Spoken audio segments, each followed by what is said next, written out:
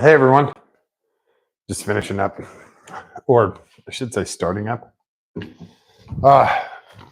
I'm going to adjust this slightly. I hope everyone had an awesome weekend and everyone had fun and everyone went to drive all their favorite cars.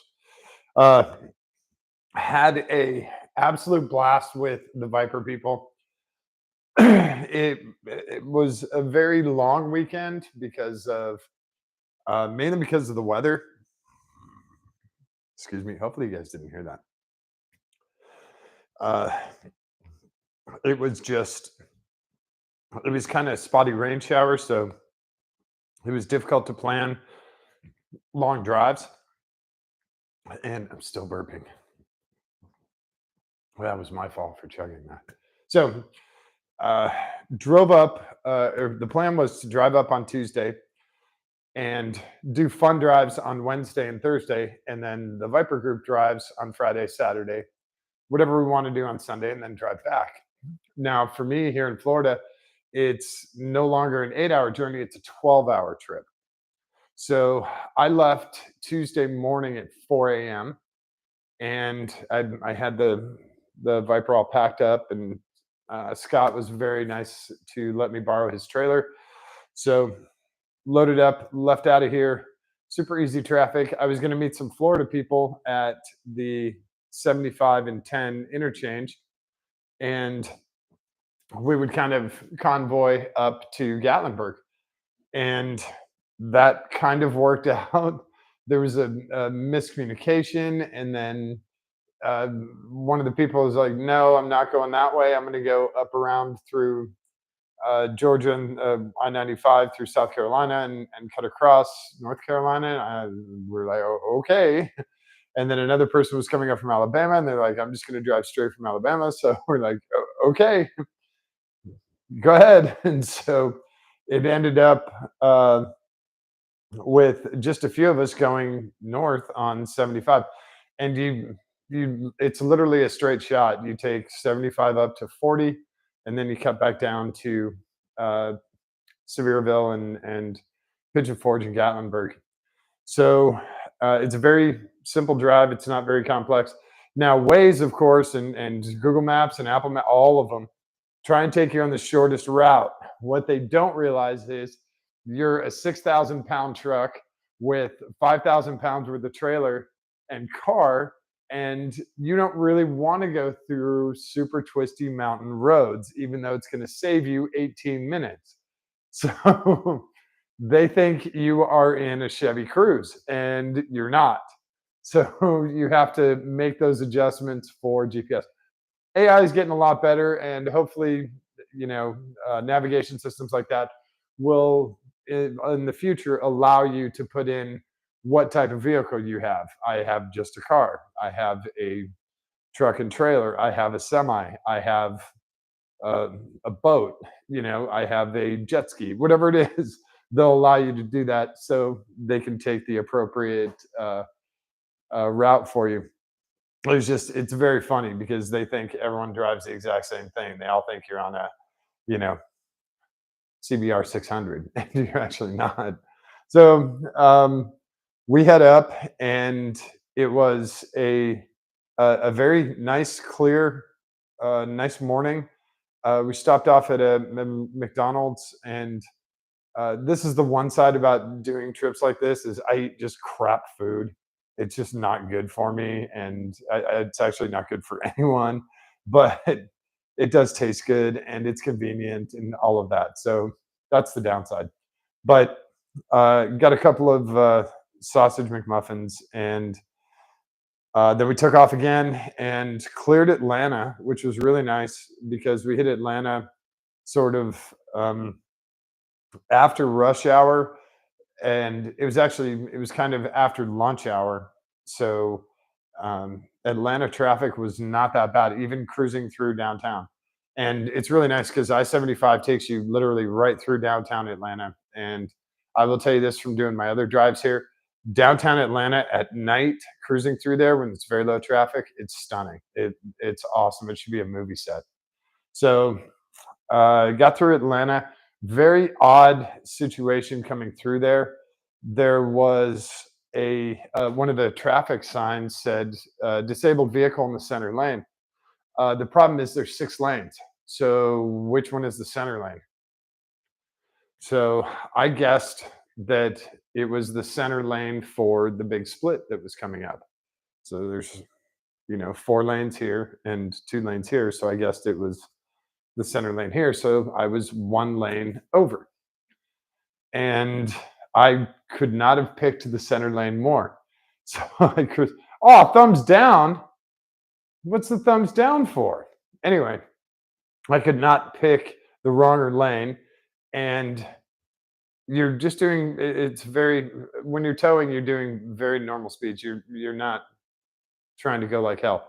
So we're doing 50, 55 miles an hour, and there's a ton of traffic. This is a major city. So I'm just coming through at like 50 miles an hour, and all of a sudden the car in front of me dodges to the left, and I see a Nissan SUV and a dude standing in front of it, and the rear hatch is up, and I'm coming at it at 50 miles an hour with a car and trailer in the wet because it had just rained in Atlanta. And I do a quick mirror check to my left. I'm open. So I dodged the whole thing and I swerved to the left. The guy behind me, I don't think he swerved fast enough. And I think he went into the back of that SUV at least 50 miles an hour.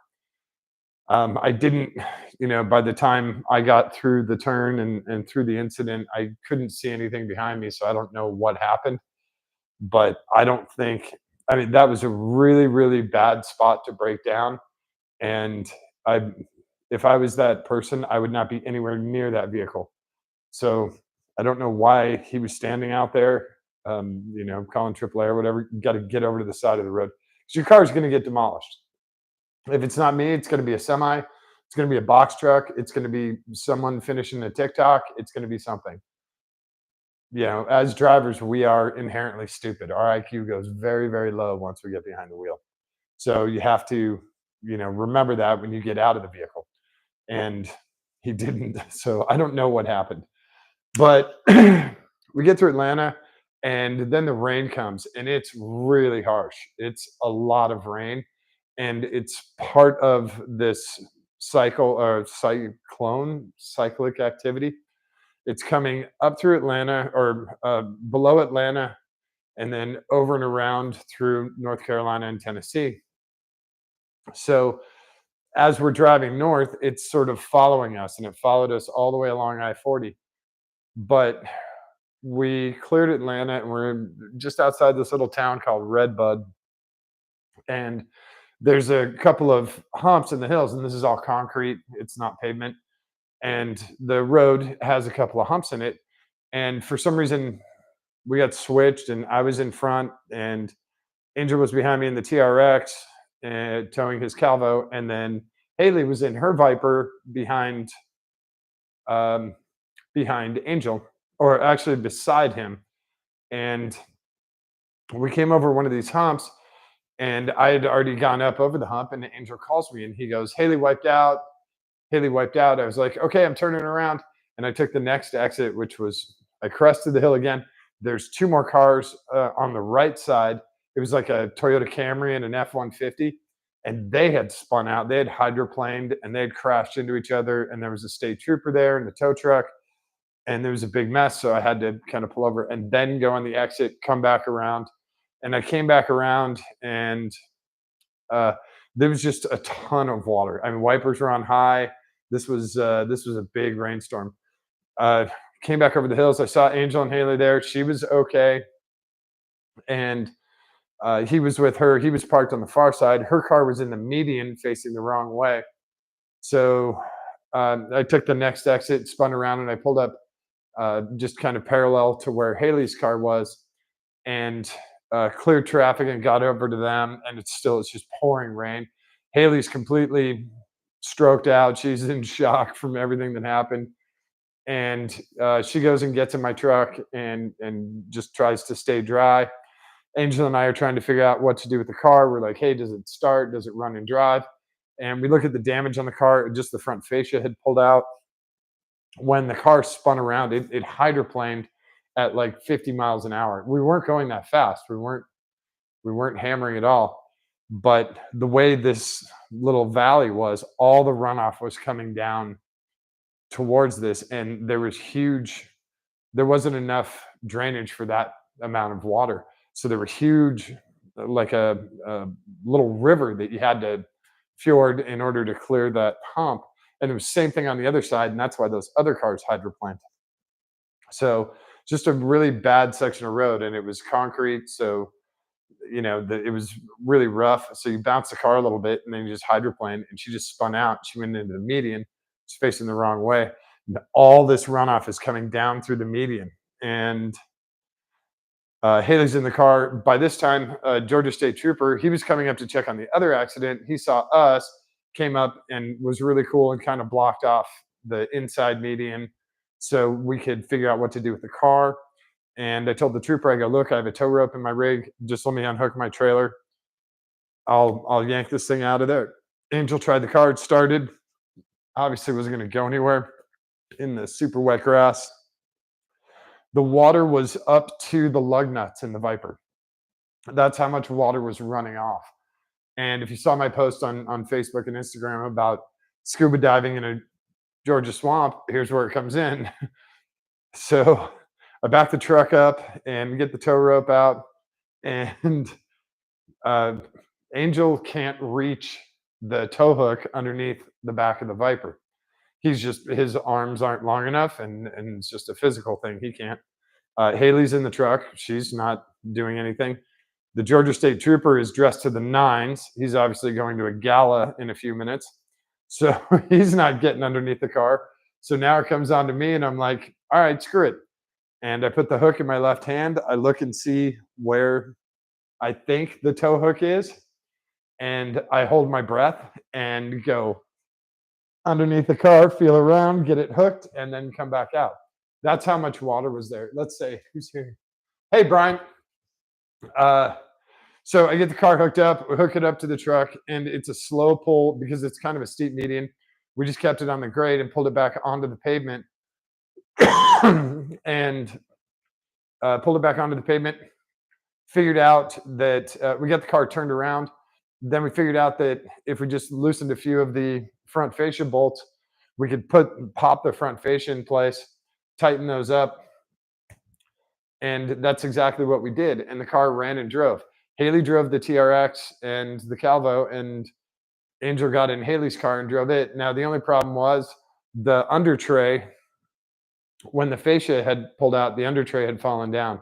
So it's sucking up air. And then when you hit bumps, it's grinding and stuff. So fortunately, we didn't have very far to go after clearing Atlanta, being on that north side. So we were just super careful and took it very easy.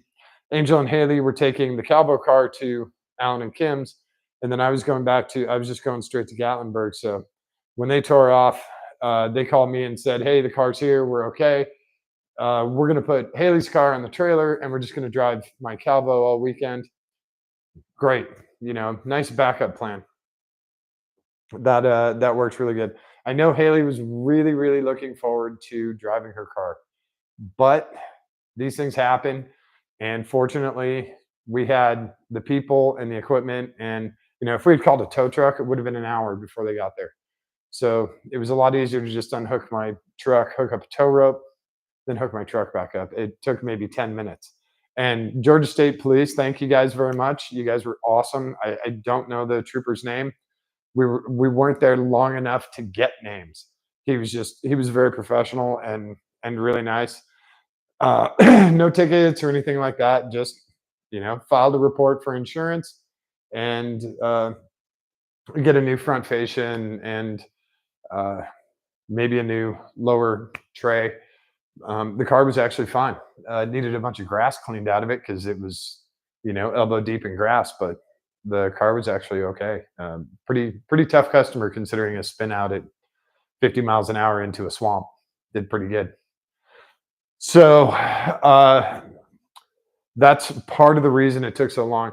The rest of the trip was in the rain. So from north of Atlanta all the way through to Knoxville was just, it was either torrential rain or it was just steady rain. It never stopped raining. And like I said, that storm system just followed us all the way. So those guys take off just outside of Knoxville. I go get into Gatlinburg. Now I get to the condo, the Airbnb that I rented. It's a condo. It's called Gatlinburg Towers, and I'm looking at the entrance to the parking lot of this condo complex. There is no effing way my truck with a trailer is getting up this drive. It was a 13-degree, which for those of you who enjoy mountains and driving and off-roading, that's a 23% grade. That's the driveway into this condo. And you think I'm exaggerating with my hand like this? I am not.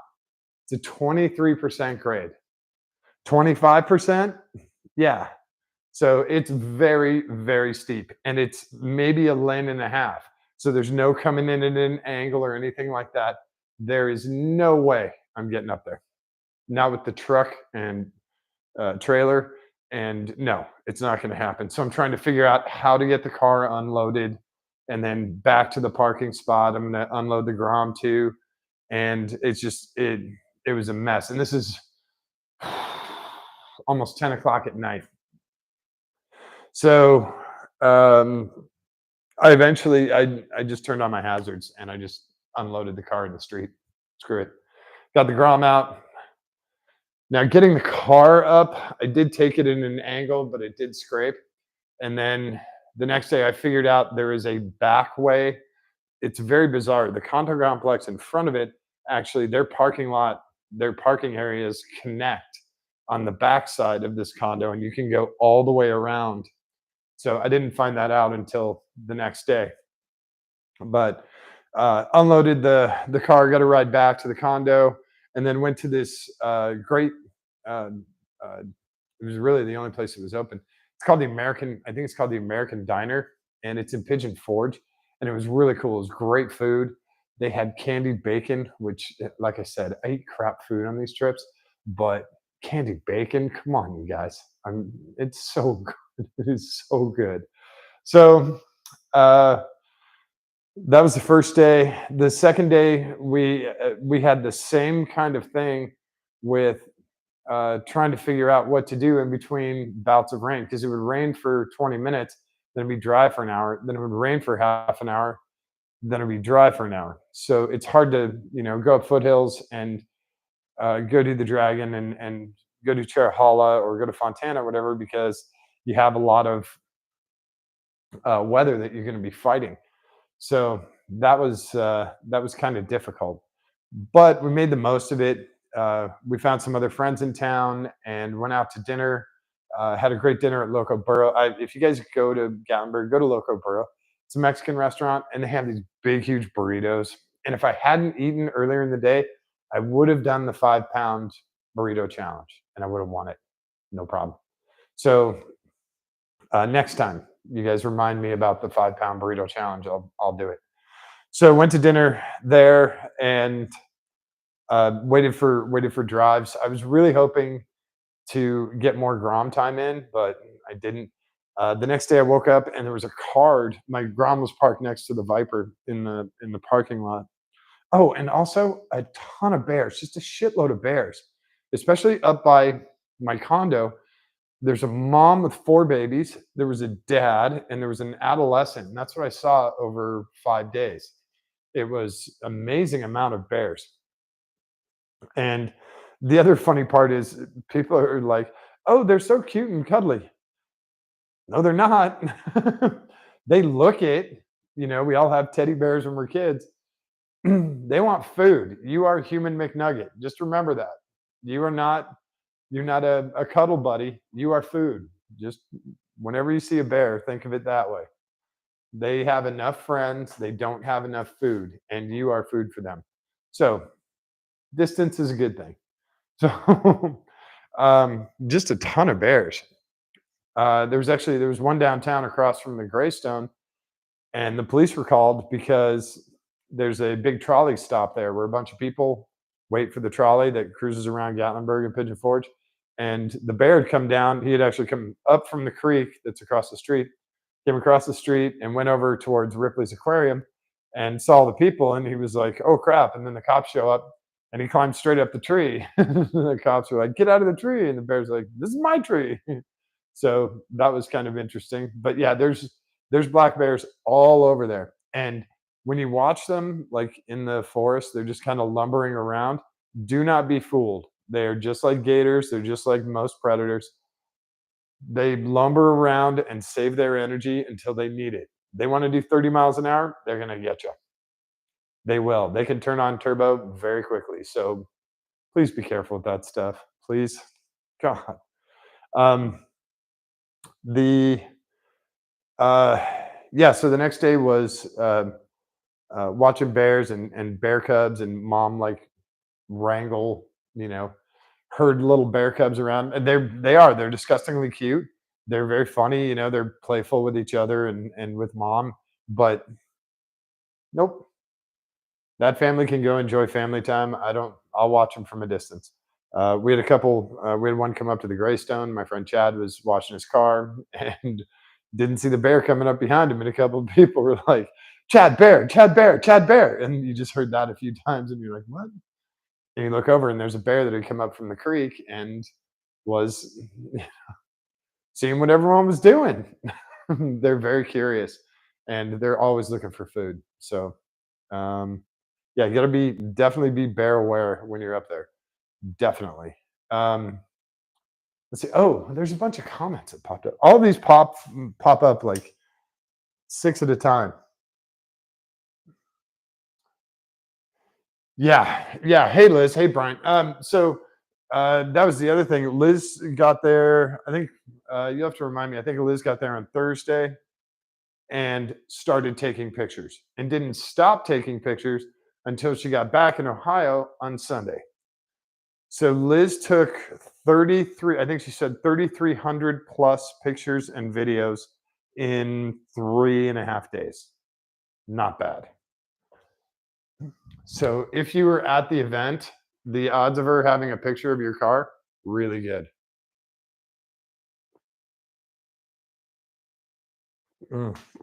On one of the sections, I can't remember where we were going. I think we were coming back. I think we were coming back from Fontana. And I was behind the car that Liz was in, and she had her she had her phone out out of the Viper's window, holding it up with like four fingers. I'm looking, I'm like, all it takes is one bump. And then I'm like, no, she's got a death grip on that. She's not gonna drop it. It was kind of funny.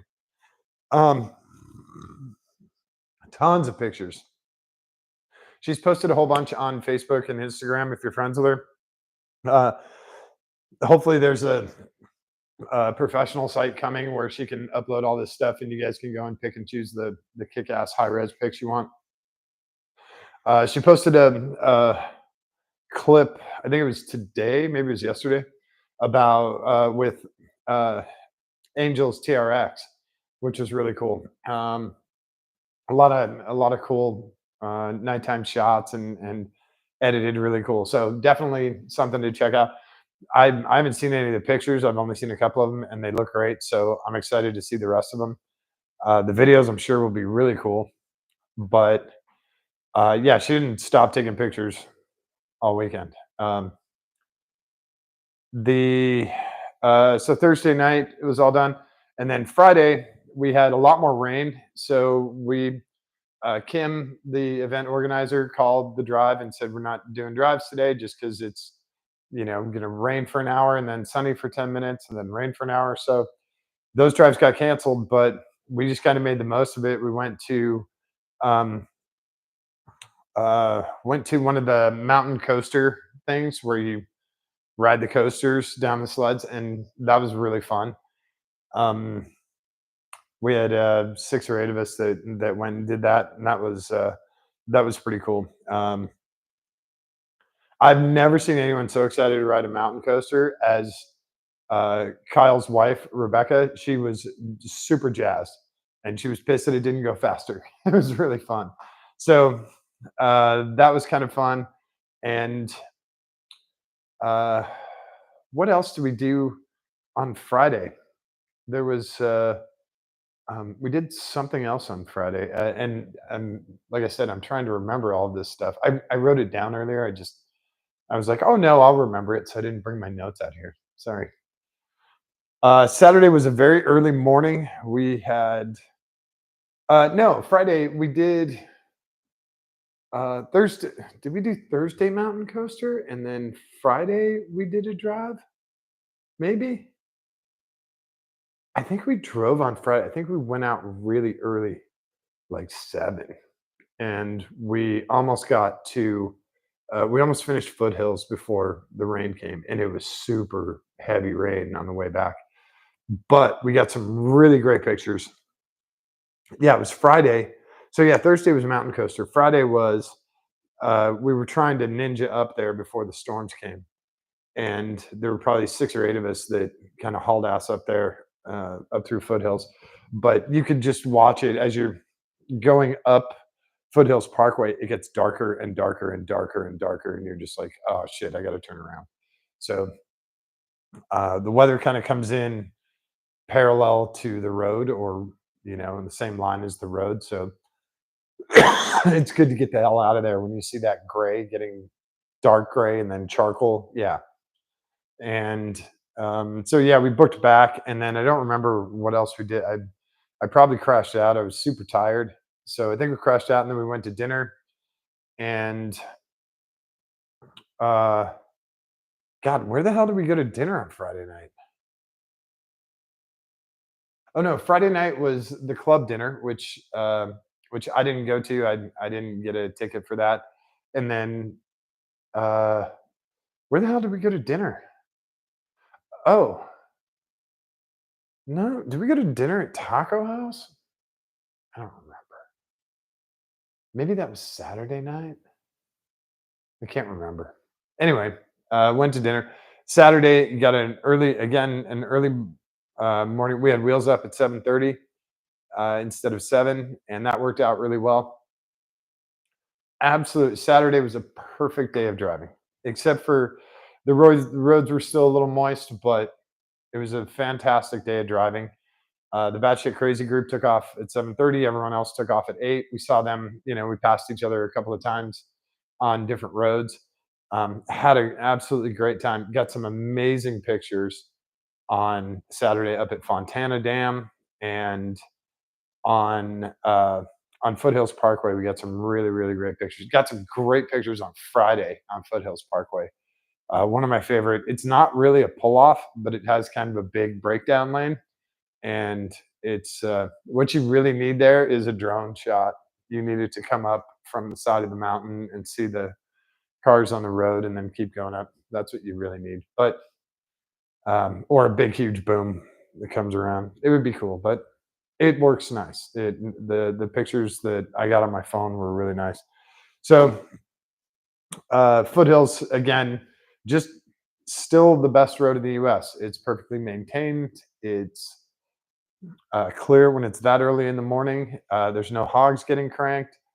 Um, the Camaro guys weren't up there until 9 or 10.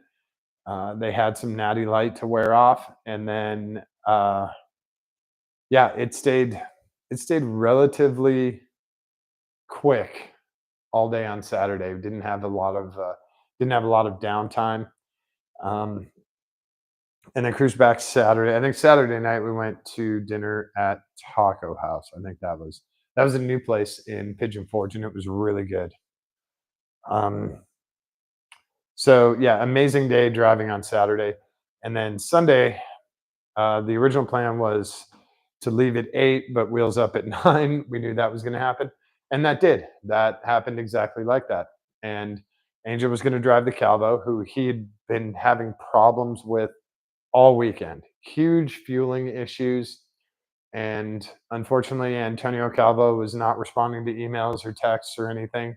So getting the car the proper tune wasn't going to happen. So we had major, major fueling issues all weekend, which sucks for Angel because I know he wants to do mock Jesus all over the place, and he can barely do the speed limit. So, and in a fit of irony, he got a ticket on Saturday from Park Police. And they drive Ford Rangers. So yeah. Um, so Sunday driving back, you could tell there was major frustration. I was leading, and Haley was behind me with her car on the trailer. She was driving the TRX. Angel was behind us, and we're doing, the speed limit, maybe five over, and just setting the cruise control because the trailer tires can't take that. They can't take 85, 90 miles an hour. They'll blow up. So we're kind of cruising along, and you can tell Angel was getting frustrated. He wants to go a lot faster, but we really can't. And tack on the fueling issues. It was very, very odd. We would go 30 miles and then he'd need gas. His gas gauge says empty. We'd go and we'd fill up and it would only need 4 gallons of gas. And we're like, what the hell's going on? We stopped at one of the stops and put the filler neck um, adapter in. And you can, if you feel around the edges, you can feel the tank venting. You can feel the bubbles. And it's like this little vibration around the edge. It just goes bzzz as the tank is venting. So the problem is there's obviously a venting or an evap issue with the gas tank. And that might be Dodge, that might be Calvo, but there's a major fueling problem. And also he's going through gas like it was unbelievable. We were doing a half hour of driving and then 20 minutes of fill up and then another, hours worth of driving and then 20 minutes of fill up. It was a pain. It was a real pain. But the car got back safely. When they split off on I-10, um, it was I stayed on 75. I just set the cruise control and just kept on going. I didn't stop. I got back just before 2 a.m. Monday, yesterday morning. So lots and lots of driving, almost 3,000 miles in total in 6 days, 5 days. So yeah, a lot of driving. But we have some other cool stories. I've got a bunch of other really fun stuff, and you guys have to help me next year. Kyle and Rebecca have to come with us on one of the cruises, whether it's Friday or Saturday. They have to come up. Her little orange Lotus is going to be so awesome. His Viper, no problem. He'll have a great time with it. But her orange Lotus is going to be fantastic. And it's a little orange exige. It's super cool. It's like a little sun-kissed orange, like a tangerine color and size. It's cool. And she's like almost 6 foot, so it's you know the dichotomy is fantastic. So you guys need to help me talk her and Kyle into coming up with us. It's so much fun. Um, Definitely going back next year, and um, I think that's kind of it. It's the worst part of it is managing the weather. It's nice when you go up there and it's sunny and 80 all the time. That's great because you can go night drives. You can leave anytime you want in the morning to avoid all the other traffic, the motorcycle guys and stuff. And uh, that's always nice. But when you have to manage with the weather and stuff, that part kind of sucks. And you try and plan it, and then some people are like, "No, I'm not going if it's wet," or some people are like, "No, it's too late." So you make the most of it. You make the most of whatever you can up there, and it's a lot of fun. And like I said, but you guys, if you go up there, please be careful with food because you can eat so much crap food. Like, and it's every 20 feet. It's hey, here's a big mound of sugar. Hey, here's um, little place that sells deep fried butter, and get it on a stick, and you're like, so yeah, there's a whole bunch of really bad food, but yeah, try and look for salads and try and look for healthy options. Um, hard to come by, but you got to remember you're in a vacation spot, so people go there to eat like crap, and they go there to not stay healthy. So that's one thing you got to remember. Who else is in here? Like 6 of these pop up at once. Yeah, Brian, you want to go? You want to go Miata for Miata? I can do that. I can go Miata for Miata. That's fun as hell. This thing is absolute blast on the Dragon. People make fun of Miatas right up until they drive one. They'll make all the gay jokes they want, all the hairdresser jokes, all of that. Then they drive one, and I have people drive this car all the time. I've probably had 100 people drive this car. You know what? 95 of them are currently looking for Miatas on Marketplace. As soon as you drive it, it is a total addiction. And you're like, I can get one of these really nice for less than 10 grand. I'm going to get a Miata. Yeah. So people make fun of it all the time. There's a video out there. My friend Jimmy has it. This is from 2 years ago. I took the Miata and with the Viper guys, he put the Insta 360 on the back of his car, and we got a super clean run through the Dragon. And I am with them in the Miata the whole time. I'm right on his ass. Now, given he's in second gear, just pedaling along, I'm doing everything I can back here, shifting and rev matching and all this shit, trying to keep up with him. But I'm staying right on his bumper for the whole 11 miles. So not too shabby, but it's so much fun. You have the top down, you got nice weather. Uh, yeah, it's an absolute blast. So it doesn't matter which car you take. Take the Viper, take the Miata. You're gonna have a good time up on those roads. Take a yeah, seriously, take a Honda Accord and a 92 Honda Accord. You're going to have a good time up there. Foothills Parkway, Tail of the Dragon, Terra Skyway, Devil's Triangle, all this stuff up there. They have these amazing roads. They're very well maintained, and it's a ton of fun. So, yeah, definitely. Um, if you can, cheap hotel rooms and all that stuff. Yeah, you're correct, Brian. When I'm in the Viper on Tail of the Dragon, I'm using 15-20% of the car. When I'm in the Miata on Foothills Parkway, 104% of the car. When I'm on the Dragon, it's 101%. Just that's the best. And the cool part is the Miata loves it. Do you want to rev out to 6,500 every single shift? Please and thank you is what the Miata says. It's what it does, and it does it really, really, really well.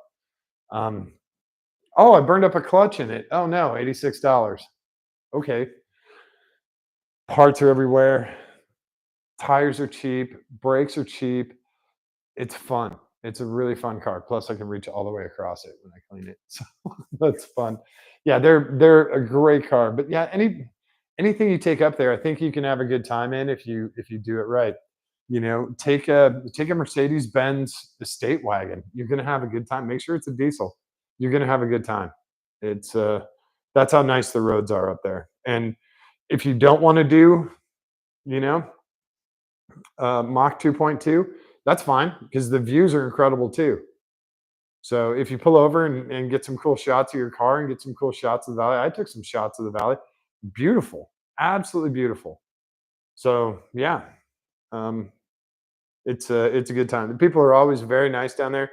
I told you about that card that I found in the Grom. I called the number on the card, and I thought it was the guy wanting to make me an offer on the Grom. And he was like, "Hey, I live in one of the units here at the condo complex. I wanted to offer you my underground parking space for your Grom so that it wouldn't get wet." How cool is that? I mean, those are really, really nice people. And I need to send him an email saying thank you very much because, the Grom was getting everything got super wet. The cars are filthy, but that was a really nice gesture from that guy. And he didn't have to do it, but he was super nice about it. So he had a Vespa. It was like a '68 Vespa in that seafoam green, that horrific seafoam green. But it was a cool vintage little scooter. So um, yeah, very nice people, amazing roads, and going with the Viper folks, I always have a great time with them. So uh, again, Viper folks are very welcoming. If you'd like to join us, please do. It's a lot of fun. The only request that they have is for pictures and stuff. Just hang at the back of the group. That's all. Just I think that's absolutely fair considering whose event it is.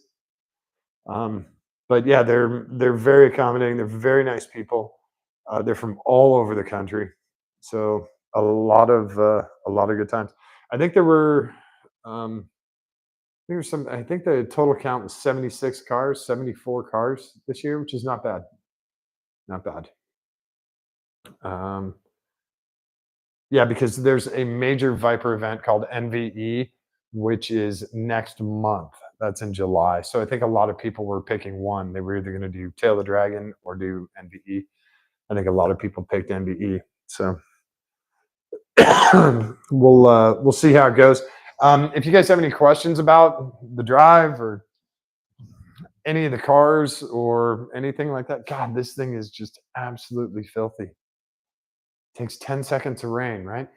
I'm sure you guys can see it on the hood. It's just the Viper's even worse. Just so much rain all over it.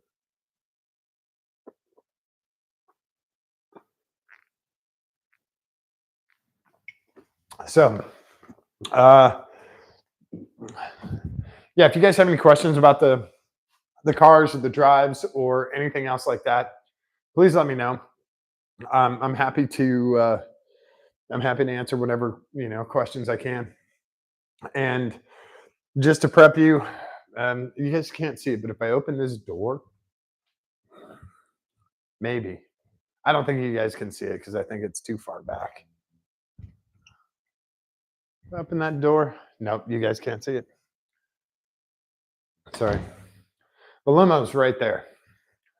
So I've been figuring out a plan for the limo and how to get it in here and out of here because believe it or not, the garage is about 6 feet too short for it to fit in here. So, excuse me, it's going to have to go in and out when I work on it. So I'm going to figure out uh, a system in order to do that. And we'll have the limo in here as soon as possible. Like I said, yesterday it was just raining all day. Today it's been on and off. I came through Northport earlier when I came back from Naples, and I saw a news report said they got 3 inches of rain in an hour and a half. I drove through that shit, so I'm gonna agree with that weather report. It was pretty harsh rain, and so hopefully tomorrow I think it's supposed to rain on and off tomorrow. I'm going to try and find a decent timed opening so that I can get the car in here and when it's dry. So, with any good fortune, we'll have the limo in here tomorrow night, and I'll get an earlier one in for. I know it's stupid late for everyone, and I apologize. Um, we'll try and get the limo in here and do an earlier live for you guys, and then we'll have the limo as a regular thing in here until it's running and driving. And also, we get the camera in the car so you guys can see what's happening. So, back to work on that car and get it running and driving just in time for summer. It's going to be perfect. It's going to be a ton of fun. So hopefully you guys will join me on that and getting that thing finished. It's been years, with the racing and everything else that happened in my life. It's taken a while to get that limo going, but I'm super excited for it, and actually more excited to make people jealous. Those that bailed, those that decided to go in a different direction, they'll see it and they'll be crazy jealous. And I'm not usually the goading type, but with this car, it's going to feel pretty good. So yeah, if you guys have any questions, comments, whatever, please put them below. Feel free to tell your friends about the channel, and they can watch this crazy ass limo actually become, a real live entity and all of that, and running, driving, very fun vehicle. We don't have very much to do on it. It's plumbing and some lights, so it's very very close. So yeah, subscribe. Definitely tell your friends about the channel, and we'll keep going on this. So thank you again, everyone, for staying up so late, and we'll uh, we'll keep going on it. Don't forget, we do have racing coming up. I'll be going back to Ohio to put the race car back together probably sometime this month, maybe towards the end of the month. And I'll be doing lives from the shop with the MR6 as well from the shop in Ohio. So we have that too. We have a lot of stuff this month, a lot of limo, a lot of race car. So hopefully you guys hang out and watch that and enjoy it. Um, and don't forget to show someone that you love them today. Give them a kiss on the cheek, give them a kiss on the tip of their nose, hold their hand, give it a squeeze. It's really important for them, but it's far more important for you. All right. Thanks, everyone. I will catch you guys tomorrow. Hopefully, we can get the limo in here. Stay dry. No more rain. No more rain. We had enough rain.